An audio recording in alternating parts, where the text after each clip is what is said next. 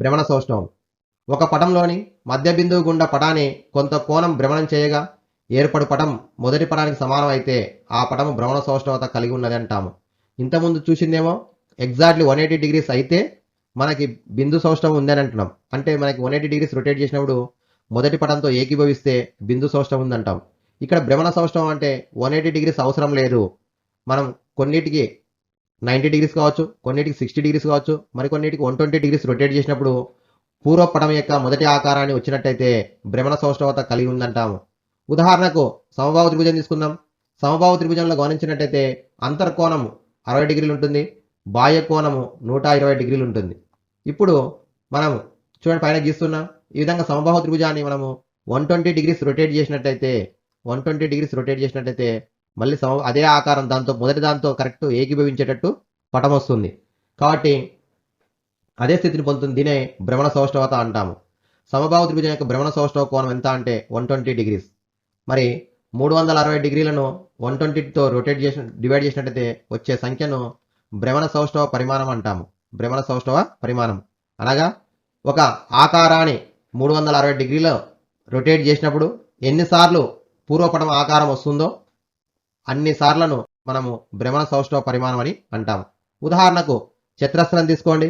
చతురస్రాన్ని మనము 90 డిగ్రీలు చేసినప్పుడు మళ్ళీ చతురస్రం వస్తుంది, మళ్ళీ 90 డిగ్రీలు రొటేట్ చేస్తే మళ్ళీ ఒకసారి వస్తుంది.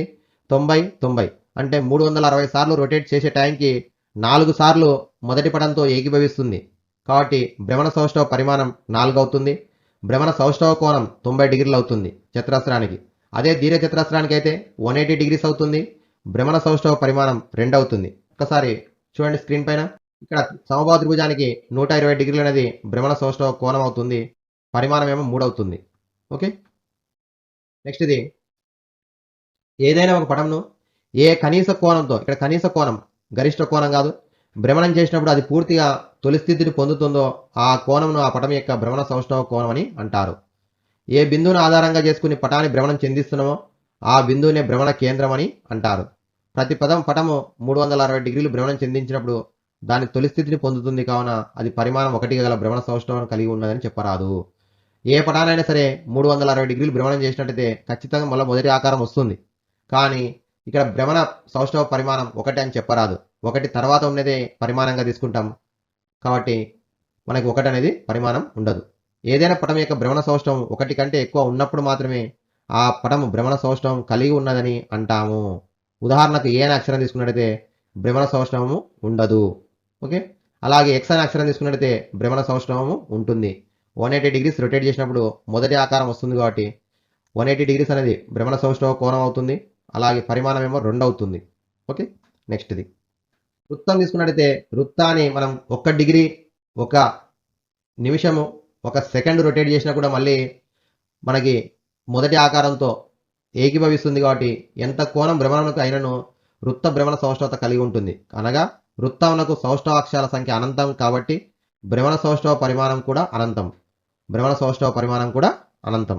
ఇది మరి ఇక్కడ కొన్ని పటాలు ఇవ్వడం జరిగింది. చతురస్రానికి ఏమో కర్ణాల ఖండన బిందువు 4 పరిమాణం అవుతుంది, 90 డిగ్రీలు అవుతుంది. దీర్ఘ చతురస్రం ఏమో తీసుకున్నప్పుడు ఇది కూడా కర్ణాల ఖండన బిందువు ఏమో భ్రమణ కేంద్రం అవుతుంది. దాన్ని కేంద్రంగా చేసుకుని రొటేట్ చేసినట్టయితే 2 సార్లకు 180 డిగ్రీస్ వస్తుంది. సమచతుర్భుజం అనగా రాంబస్లో కర్ణాల యొక్క ఖండన బిందువు. ఇక్కడ కూడా 2 సార్లు మనకి భ్రమణ సౌష్ఠవ పరిమాణం ఉంటుంది. 180 డిగ్రీస్ రొటేట్ చేసినట్టయితే మొదటి ఆకారం వస్తుంది. సమాంతర చతుర్భుజంలో కూడా కర్ణాల ఖండన బిందువు ఉంటుంది. మరి దీన్ని కూడా మనం రొటేట్ చేసినట్టయితే మనకి 180 డిగ్రీస్ వస్తుంది. అలాగే పరిమాణం 2 అవుతుంది. అదే సమబాహు త్రిభుజానికి ఏమో సౌష్ఠవ అక్షాల ఖండన బిందువు అవుతుంది. మరి పరిమాణం 3 120 డిగ్రీస్ అవుతుంది. క్రమషడ్భుజికి ఏమో 6 ఉంటాయి, 120 డిగ్రీస్ అవుతుంది. వృత్తానికి ఏమో వృత్త కేంద్రం అనేది భ్రమణ కేంద్రం అవుతుంది. దాన్ని కేంద్రంగా చేసుకుని రొటేట్ చేసినప్పుడు మనకి పరిమాణం అనంతము. కాబట్టి భ్రమణ సౌష్ఠవ కోణం కూడా అనంతంగా ఉంటుంది.